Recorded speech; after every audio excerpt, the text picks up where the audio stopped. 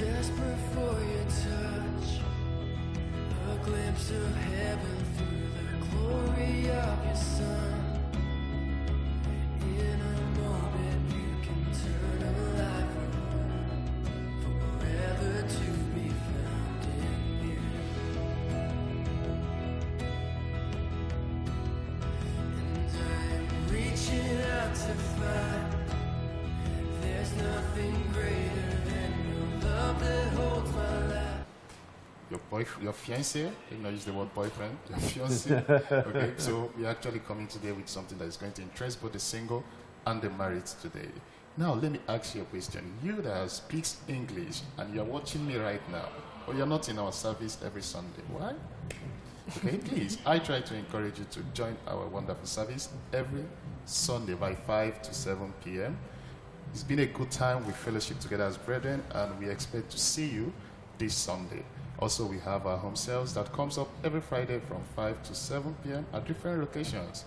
Depending on where you are, we have the one for Accra, the one for Carrefour, we have the one for Gulf, Leverton, and also we have the one for Kasapa. Please, if you are in any of this location and you want to join us, you can just send a message or a WhatsApp message to any of the numbers on your screen, and we'll be glad to receive you. Today, like always, I'm not alone today. I also have our pastor and his beloved wife here, Pastor Pio and Mama Sonia. You're welcome to this program.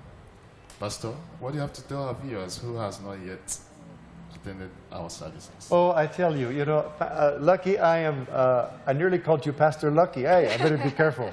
No, I really want to encourage everyone because we are really seeing some good things happening. I think one of the things that marks our English congregation, because we are a bit smaller, is the level of fellowship, the time that people are together, and the home cells, the home groups are helping us to do that. I'm very much encouraged by the enthusiasm of the congregation and the time that people can spend together and encourage one another. So by all means, we want to remain open door for anyone to come in. So I want to see you on Sunday night from 5 o'clock to 7, and you will certainly enjoy it. All right, you've heard it from Pastor Pio. So today we have come with a great package, and we are going to look at relationship conflicts. Okay, so we're looking at fighting the good fight. I know so many of you be wondering, what's the need fighting? Is it necessary as a Christian that you should fight in marriages or in relationships? Today we are going to discover that together, as our pastor and mama will be sharing some of their testimonies and also giving us a guide coach with the upcoming people and the ones that are yet young in marriage. Okay, that being said, Pastor, people are welcome to today's post. I want us to start by, can you please give us an understanding about the good fight, which means there is a bad fight and also there is a good fight. So over to you, Pastor. What can you say about that? Well, we need to understand something that, we are born again as believers in Jesus, as followers and disciples of Jesus. We are born again, but we are not yet fully developed in our walk with the Lord, in our spiritual new birth, and certainly in a marriage situation, in a marriage relationship, there is going to be conflict.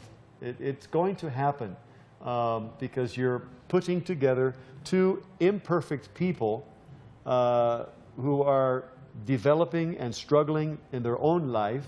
And like I have said before, when you choose someone to marry, husband or wife, the message that you're sending to God is, use this person to change my life. Yeah. And they are the primary source of encouragement and direction and correction in our life. And so, when we came up with the title, Fight the Good Fight, a good fight will be one that we can resolve, Yeah. that we can maintain our fruit of the Spirit, Okay.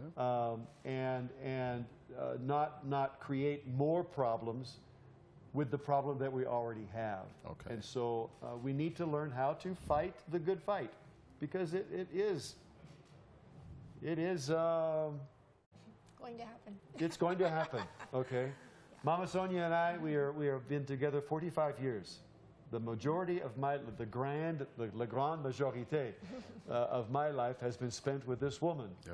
And there have been days when it has been difficult for her, and there have been days it's been very difficult for me. So much of what we're going to try to apply those basic principles of marriage relationships when there is that kind of a conflict. And that's why we want to fight the good fight. Okay, Mama Sonia, do you have anything to add to what Pastor said about fighting the good fight? A good fight is one that ends up being beneficial to both of the people at the other end. Okay. Instead of tearing each other down, you're trying to build the person up and help them mature. And so, Okay. what really, I think what you're saying, Sonia, is that it's not a win-lose. No. It's a win-win. Win-win. Yeah. That you are together and you win. Both of you win. Okay. There's an understanding, so that we're not, again, adding one problem onto another. It might be Okay. a compromise. It might be a consensus Okay. when you both talk it out and come to an agreement. But it's one where both sides get something of what they want. And sometimes it's like, well, like I've said, 100% zero. Sometimes it's 0, 100%. That as a husband or as a wife, there may be a time where, okay, I don't agree. It's not going to be what I want to do, but I will do that because the relationship is more important than the issue. Okay. Okay, the issue will come and go, but the relationship is there. We have made that commitment before God and before a congregation of believers that we will stay united. And so the value of that relationship is so important that there will be sacrifices that we are willing to make. Okay, now, Pastor, can I ask a question? Can someone choose the fight? Okay, do you mean, do they want to, or Yeah, when like you say they choose? Yeah, choose the fight, because there are some things that might happen and the person can decide not to go through it. So can someone actually choose and be like, okay, this is what I want us to discuss or not, in terms of fighting issues coming up in relationships and marriage? Again, it all comes back again to the foundational truth of our relationship. Why? What is our motivation? Why are we married? Okay. What expectations did I have going into that marriage relationship? And if those are somehow askewed, are unbalanced, or selfish, self-centered, then there will be fights, and people will be fighting. You know, the wife will be thinking one thing, the husband thinking another, and that whole expectation management that has to be done. If they're not ready to fulfill their destiny, Okay. in that relationship, which will require a sacrifice, then it's going to escalate. There's going to be more problems, and so even when people are together and they are committed, like I said before, that whole when you are married, you need to have a goal or a vision of something that is bigger than the two of you.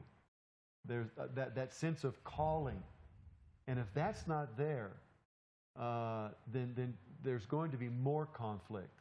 Okay, even with that sense of calling, that we are a Christian couple, a Christian family, to testify of the grace of God in our life through the quality of our relationship.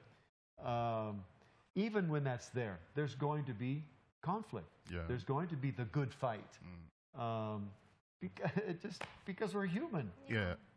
Sorry, Pastor. You know, last week we were meant to talk about boundaries, setting boundaries, and we couldn't talk about it. Now, I know so many singles are like, okay, fine, I set this boundary for myself, but my partner doesn't want it, and which might end up causing a fight. How can we resolve such a thing? What do you think, Sonia? That's for me. Okay. He said pastor. But you're ordained as well. Okay. No. Yeah. Well, we have to. If you're talking about in that time of two single people coming together, like courtship time. the courtship time. Yes. And that is such. I'm so happy that is so long ago, because that is a difficult time. Would you agree, Sonia? It's just really a lot of pressure. Yeah. And the temptation is when these boundaries that we set, and the other partner, the young man or the young woman, are not quite in agreement. Yeah. The temptation is, I like this person, so I will put off this conflict. I will not address that issue, and I will compromise, and they leave it go. They don't address that issue because they're afraid of losing the young lady or the young man. And if that continues, what happens is one issue becomes two, becomes 3, 4, 5, 6, and then the day comes where this bomb that has been developing finally explodes. Yeah. And the other partner is saying, well, what happened here? What happened here? I thought we were doing well. Yeah. And so it takes courage to bring these things up. Okay. I can remember, I was 20 years old when we first met. Yeah, almost 21. Almost 21, very young, both of us in university. And I had some maturing that needed to take place in my life. And we were beginning to be together and date, and explore possibilities. Yeah. And I remember very distinctly, one time Sonia said, if you keep doing that, we are over. Yeah. And I said, okay, I think I will stop doing that because I don't want us to be over. Okay. So having courage, have courage to address those issues. And if it is a fundamental boundary that you set, a young lady who says, hey, I am not going to be sleeping with my young man before we get married. Ladies, if he pushes that, you run from him as fast as you can. Okay. You don't think about it. You don't need to pray about it. That young man is not mature enough to be your husband. Okay, Pastor, I was about asking Mama Sonia because I would have wanted her to talk from the women aspects, because actually most of these pressure and fights are being pushed to the ladies. Now, Mama Sonia, what can you advise? Because I know so many young people have been passing through such pressures, and what can you actually advise them? How best to manage it? Because there are people who feel like if I do this, I'm going to lose the man in question, and maybe due to love or maybe due to how far they've gone, the person is scared to lose the relationship. Right. What could be a better idea? Is there a way to manage it, or should you just cut the relationship? I think the best way to manage that aspect, if the man is pushing to go farther than the woman wants to, is not to be alone. Okay. Always go places in a group, and try to avoid being alone with that person. Avoid the situation where you can get yourself into trouble. Okay. Yeah. Okay. And really, Lucky, a young man who will put pressure on a woman like that. If I was her father and I knew he was behaving like that, he and I would have a discussion. 5 reasons why you better stop what you're doing. Yes. Good reasons. Another 5 reasons why you should stop doing what you're doing. Yeah. Because you don't do that. You don't respect someone. I mean, what is your motivation? Yeah. And that whole physical relationship is powerful. Okay, and God made it that way. Yes. But he made it that way in a proper context. Yeah. Because as we have chosen one another to be the one that God is going to use to change our life, that whole physical relationship, it can serve as concrete to strengthen the Okay. relationship. Yeah. And it becomes, obviously, it is something extremely personal and Yes. intimate. And it is something that should be enjoyed by both people. And it becomes a representation of the relationship as a whole. Okay? Yeah. So if the young man is behaving and has a mentality of being selfish, that will be reflected in that physical relationship and that sexual relationship. Yeah. And if there's a problem of communication somewhere, it's going to show up there. Right. We need to respect the context that God put that whole physical relationship into. And like Sonia said, you don't spend time alone. Alone, yeah. Okay. Young lady, you don't go to his house and he's the only one there. Okay. That is, you're asking for trouble. Yeah. You're asking for trouble, okay? Because the thinking is, well, we are going to be married anyway, so it's the that will kill you, Yeah. okay? So we don't even go there. Avoid that situation, all right? And I put the responsibility on the young man, Okay. okay? That God, we want to be the leader, then lead. We want to be the one in authority, then use your authority to respect the Word of God and to respect that young lady and to build something that's bigger than yourself in that marriage. Okay, Mama Sonia, I want to ask this question. We are talking about fighting the good fight, and I believe some people are already in fight, and I want us to look at the possible way to resolve issues in fights. Okay. Now, some people could come from. What about some fight that has to do with behavior? Okay, behavior of an individual, maybe from the husband or from the wife that couldn't really be changed. So, what could be a possible way to have a solution to it? Yeah, I would use an I statement instead of a you statement, an accusatory statement, and say, when someone does this certain thing, it makes me feel a certain way. And so you're not accusing that person, but they'll get the message. Yeah. They'll understand. Okay. Yeah, that's Okay. one way. Pastor, do you have anything to add to that? Yeah, the whole thing about the I statement is to avoid an accusation, because what happens many times in a fight, a good fight, even a good fight, is that if I feel I'm being attacked, okay, then I'm going to defend myself. And what happens is it's what I call escalating accusations. Yeah. When you do that, you do this, and I don't like it.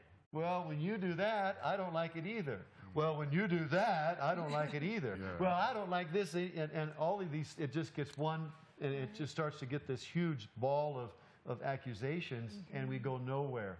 And so, using I statements, not saying this is what you are doing, but no, when this happens, this is the way I feel. Okay. It could be that I was not thinking that would be the reaction or the result of how I behave. Oh, well, then I should probably change what I'm doing. And so we want to be careful that we deal with one issue at a time. Okay. Okay. We don't spin off. Well, that reminds me, and oh yeah, what about the other day? Yeah. 1 Corinthians chapter 13, a very important part of chapter, the love chapter. It says, love does not keep no a record of wrongs. wrongs. Okay? Yes, there are wrongs, and we don't treat them lightly. There could be some serious problems. Yeah. But we can't keep that. We can't keep a little notebook, okay, on Yeah. the 3rd of January 2010. Look at what happened to me. Oh, you are the one who's going to suffer. Yeah. You know, it's like I said in a radio broadcast with Joshua and Leela several months ago. Unforgiveness, okay, unforgiveness is you wanting somebody else to die, but you're the one drinking the poison. Because your unforgiveness is making you bitter, Yeah. and you are just fighting inside, and you're going nowhere. Okay? Learn to forgive. Move on. Yeah. And hopefully, and in that kind of a atmosphere, people have a chance to grow. Now, Pastor, I think I got something from when you were talking about. I think the way someone handles a situation really matters.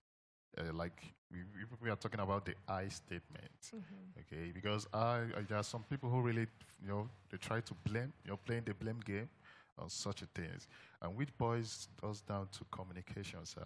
What are better ways to communicate in relationships? Because people just talk doesn't mean they really communicate. Okay? And I know when it comes to two different individuals, there are better ways they can actually mind what they say and still have a solid agreement or solution to problems. Okay. So, sir, can we look into communications, better ways to communicate, Mama? Yeah, okay, so we don't always understand where the other person is coming from because we are not mind readers. And, okay, one thing I've noticed with Bill is we might think exactly the same thing, Yeah. but he says it a different way than I say it. Okay. But we actually mean the same thing. So if I don't think I know what he's saying, it's Yes. better for me to say, okay, this is what I understand from what you're saying. Okay. Correct me if I'm wrong. And then he'll say, yeah, that's what I mean. Or he'll say, Okay. no. This is where I'm coming from. Okay. And then we'll be able to understand each other better. Okay. I think it's time we should open our phone lines for messages. Okay, our dear viewers there and those listening to us on radio, if you have questions and you want to send to us, you can directly write it on this WhatsApp number. Sorry, the number we used last week, we couldn't retrieve it, so we have a new number, and this will be the number we'll be using for some time now. So you can write your message to this number, 089 47 500 47. I'll call it again, 089 47 500 47. Okay, please, we'll be waiting for your messages. If you have a question, you can write it down to the WhatsApp line I just called now. We'll receive it and we'll directly find a way to handle it. Okay, Mama Sonia. Okay, sorry. What are other communication skills we can encourage for married people? Okay. Avoid using superlatives. You always do this, or you never do that, and I want you to do it. Okay. So those are two things that are very accusatory again. So it makes the other person feel pretty bad Okay. when you say that. And okay, when you are fighting the good fight, one thing to remember is the objective of the fight is not, or the argument is not to win. Okay. Okay. Yeah. Okay, and the objective is to show your love to the other person. The relationship is more important than winning. Okay. So that's good. And also remember that nonverbal communication is more important than the words you say. Okay. So actually, between 70 and 90% of what you communicate with someone is non-verbally. So if you're sitting like this, that means I'm angry with you. I don't want to hear what you're saying. If you point your finger, that means you're accusing them. If you're doing something else, looking at your phone, looking over their shoulder at the TV. That's not a good listening skill. Good listening skill is look the other person right in the face and really try to understand where they're coming from. And don't be planning in your head your comeback. Okay, you're trying to understand them. You're not trying to come up with what you're going to say back to them. Mama Sonia mentioned something about the purpose is not to win. No. And I think that's where most of the people actually get it wrong. And they are like, okay, fine. Once you're done with what you're saying, I have my own words to give you back. And then you end up, having much more clashes. Okay, Pastor, what's the next communication skill we can encourage? You are talking to us, we young men. Sure. Yeah, you young guys. We young men. Yeah. Okay. Well, I think I need to confess because we have been married 43 years. We've known each other 45 years, but we still struggle. We are still learning, and it takes time. And as you go through the stages of life as a married couple, there will be changes in how you deal with some of these fights, these good fights.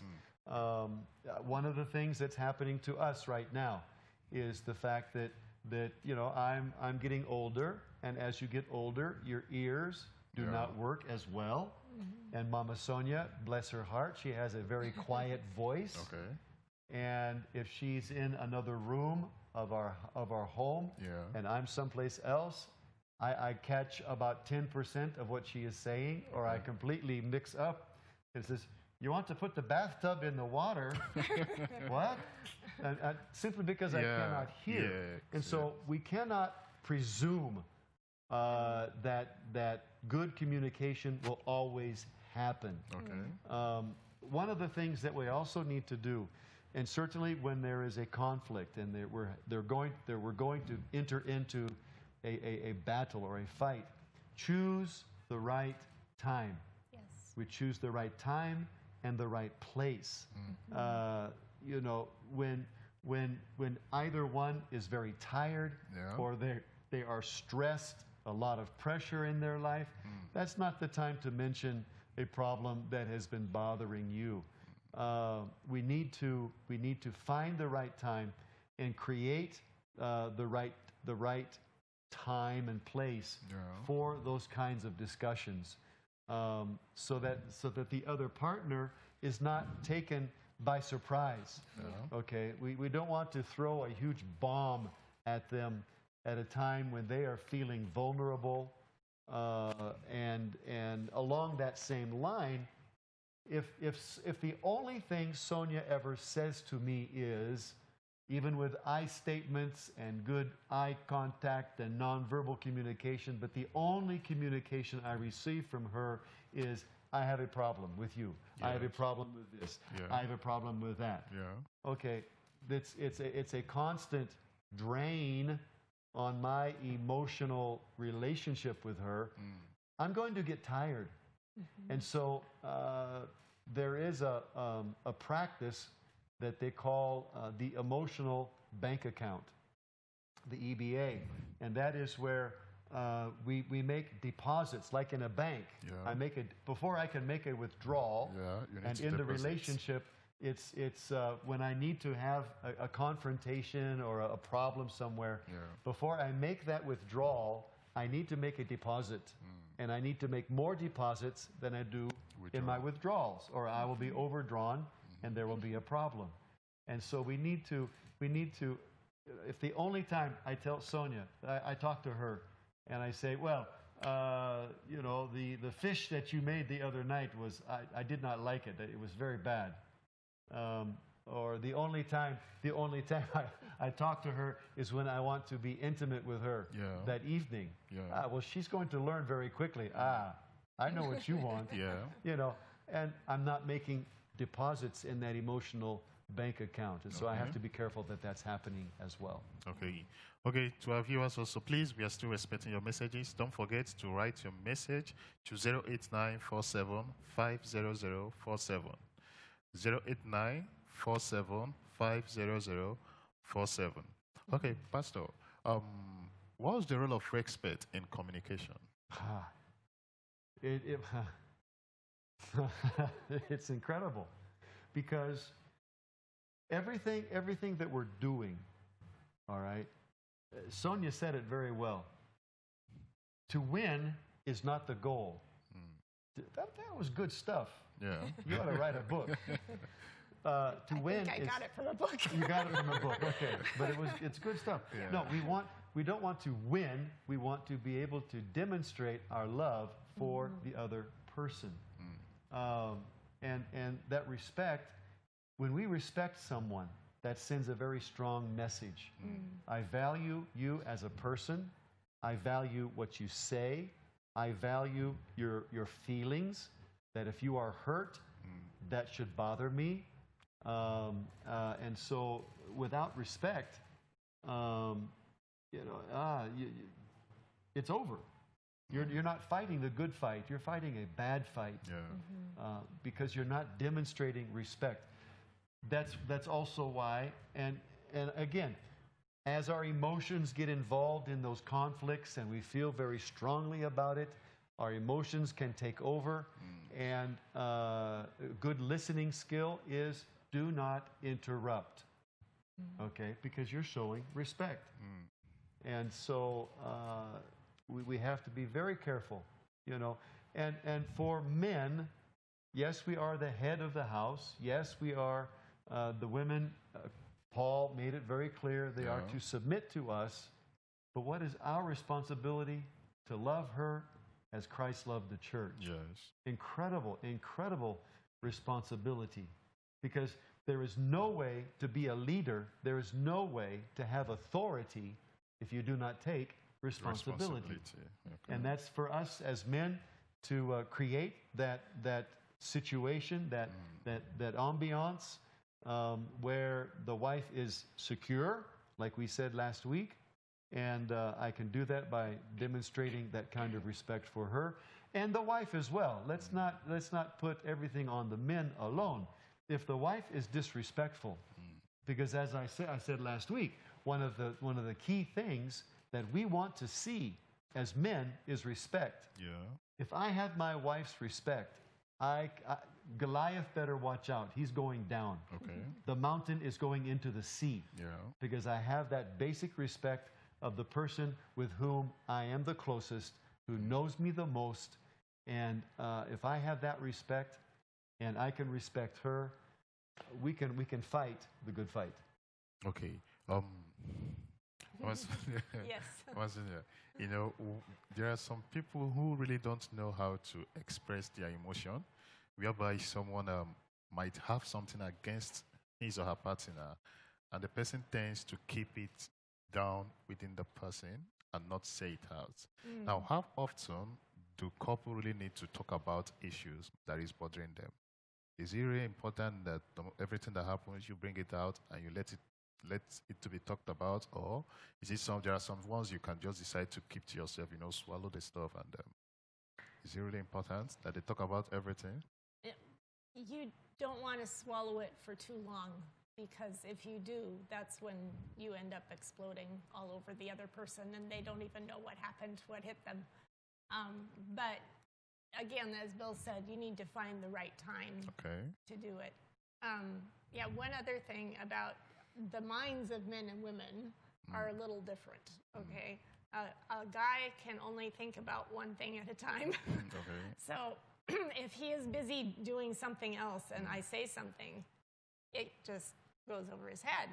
I have to make sure I have his attention, and he's really, looking at me and understanding where I'm coming from. Otherwise, I'll tell him later, but I told you. And it hadn't sunk in at all. A woman's mind is like a plate of spaghetti. Yeah. Everything touches everything else. Okay. So when we're having a conversation, I'll go all over the place. But, very frustrating, by the way. Very frustrating. Okay. Yeah. Okay, we have a question here. We have one question here. It says, hello, Pastor Bill.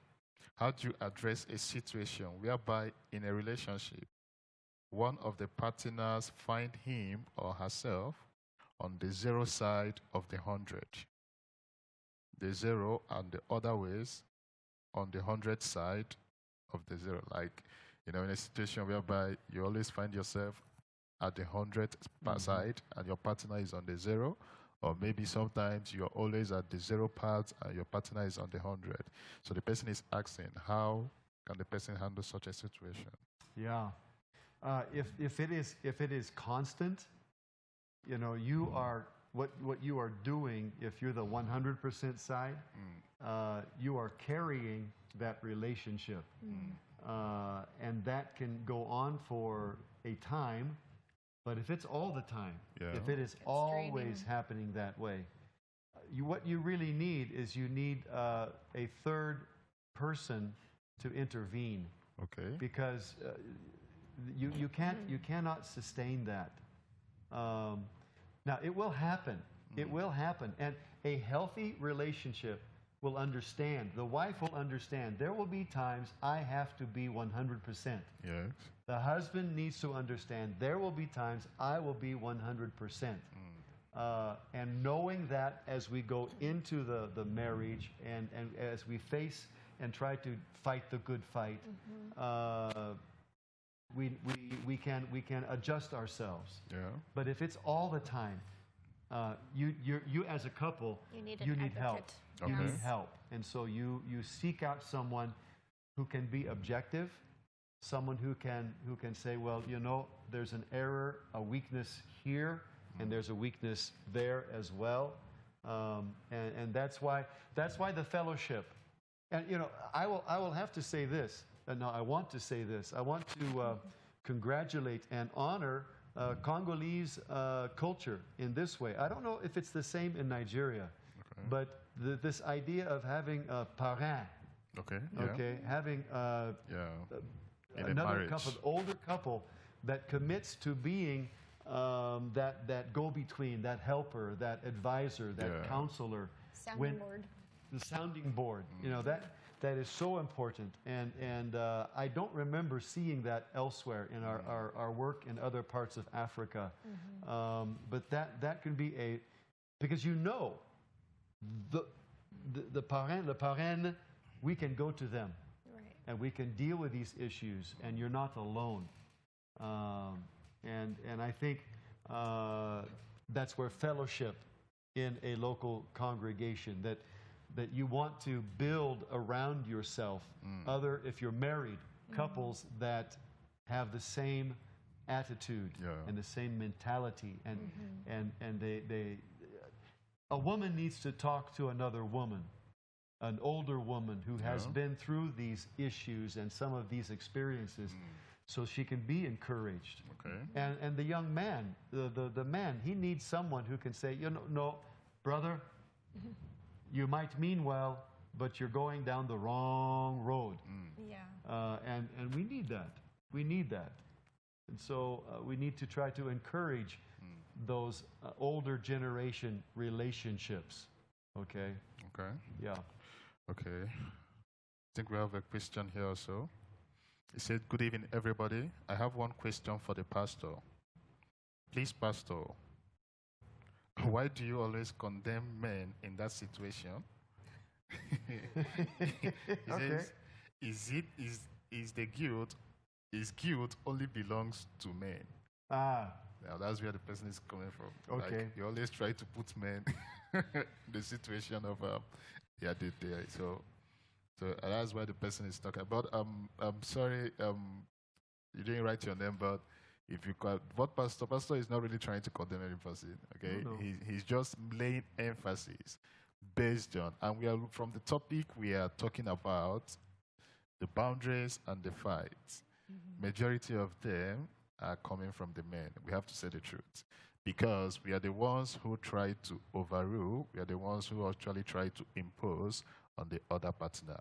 So our brother or sister, whoever has sent this message, please, pastor doesn't try to condemn any gender. No, he's not actually. But just accept what he's saying on a good note. Okay, pastor, I want to ask. We are talking about assumption in communication. assumption in communication because, one problem, like you were talking about, you and Mama Sonia, one time maybe, the distance, and you can easily assume, okay, look at what she said. And so how often does clarity stands in, clarity? Can we actually assume, or is there by any chance we can assume and it's actually what the person says or something? Well, what Sonia said earlier is if we're not, we need, if it's really an issue that we're trying to deal with, we need to repeat what we think they're saying and give them opportunity to correct our thinking. So are you, this is what I am hearing. Is that what you are trying to say? Yes. Okay. So that feedback, that kind of, okay, well, no, not really. This is what really I'm trying to say here. It sends a message. Okay, I want to understand, but we have to be careful because what can happen is when we go for that feedback becomes hidden accusation. Okay. So are you saying I'm lazy? No, I'm not saying you're lazy. I'm saying that you forgot. Are you saying I'm stupid? No, you can't. Then it starts to escalate again. Yes. And I appreciate you defending me, Lucky, for the question. But we need to, if you're going to be a leader, if you're going to have authority, you must take responsibility. Yes. It doesn't mean that the man is always wrong, okay? But he is the one, I believe, who takes ultimate responsibility for the character of the house. Yeah. My father said this to me one time. Should I say that? Yeah. Okay. He said when you're having an argument with a woman, you have two choices. Okay. Number one, you can lose the argument, or you can lose the woman. Okay. Okay. Because he married my mother, and my mother It's a bit strong-willed. was very strong-willed. Yeah. Okay, and my father was a very good husband, loving father, loving husband. But he knew that in dealing with his wife, that he had to fight the good fight. Yeah. And he had to realize that winning was not the issue. It was, I need to show love. I need to be able, at the end of this whole conversation, I need to be able to say, I demonstrated the love that Christ demonstrated for his church to my wife. Okay? Yeah. And so, and we work at it. We have to, it's not easy. No. It's not easy. Sonia and I, we just moved our home. We moved out and, packing up and all of the decisions to make, and we're physically tired and we are emotionally, a lot of pressure. Yeah. And things are happening. We've got to have the Bible school ready, and there's the English congregation and, issues left and right. And imagine that. We have had a few fights. Little tips this week. A few. Oh my goodness. Yeah. Okay, but we knew we're coming down here for the podcast, and we have to make sure we're together. Yeah. Okay, and even in times like that, and this is the beauty. This is why it's worth being married. Okay, because I look at her and I say, man, that woman is working very hard to make our home a good place and making our ministry and our calling effective. Yeah. And I think when I see her today, I think about all the things that we have gone through. Living in the village, living in Chad, traveling, all of these things happening, leaving our children in boarding school and all. And I marvel. Because it's not just one day, 2 days, 2 years. It's 45 years with this old guy. And it gets richer. It gets richer. Because why? You're not so sure. Okay. No, it does get richer. It gets richer because we know each other better. We have something to fall back on. We have past relationships and past experiences to fall back on, and there's always something to talk about. Okay, sorry. I wanted to know, you people just talked about something, and something just came to my mind, which is, the Bible says, husband, love your wife. Okay, now, Pastor, this now goes to you. Loving your partner, does it actually mean that she has to do something to approve of your love? No, love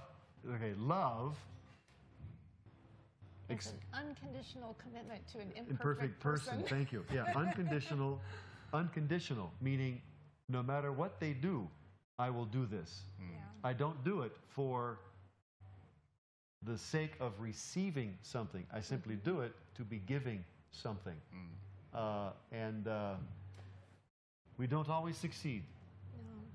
No. But this is why I'm convinced, Lucky, that a couple, you need to have that sense of calling, that there is something bigger going on here.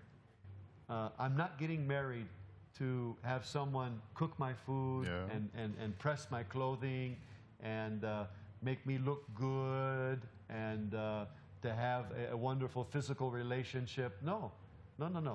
I am marrying this person so that we can accomplish our calling, which is bigger than her and bigger than me. It's bigger than the two of us together. Really, our relationship, we have benefited from the simple fact that from the very beginning, early in our courtship, the question of what are you going to do with your life and what are you going to do with your life, it was clear after a few months, 3 months, maybe even less than that. maybe even less than 3 months into our the first date, you told me you were going to be a missionary. our first time together to be together, I said, yeah, I'm going to be a missionary, and that's where I think God's called me. And early on, that was the orientation. Every decision that we had to make was based on, does that help us accomplish that calling? Okay. And I know that a missionary calling may be a bit more special or heavy or more is required. I'm not saying everyone has to be a missionary. I am saying that each couple must realize that they are not being married just to receive, but there's something God wants us to do. There's something bigger than us.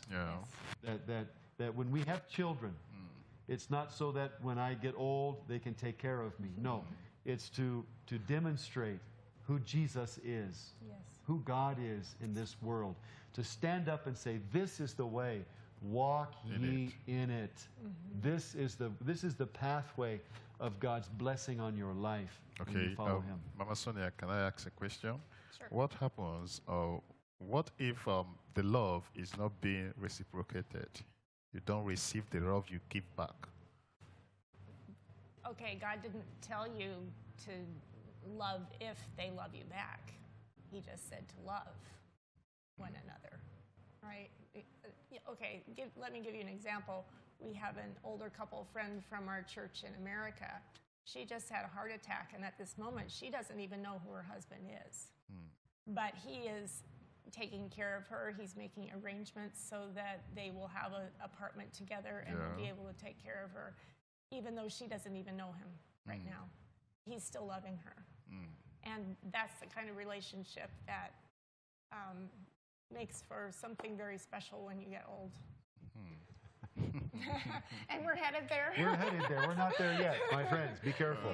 I see you saying, "Oh yes, you are an old man." I'm not so old. Not yet. Okay, Pastor, in conclusion, what could be your advice on people who are fighting recently? Maybe some marriages are at the edge of breakup. because of one problem or the other, and they really don't know how to. It could be your last word of encouragement to them. Wow. Yeah, and it's true. There are people that they've given up. Yeah. They said, no, this is never going to be any better.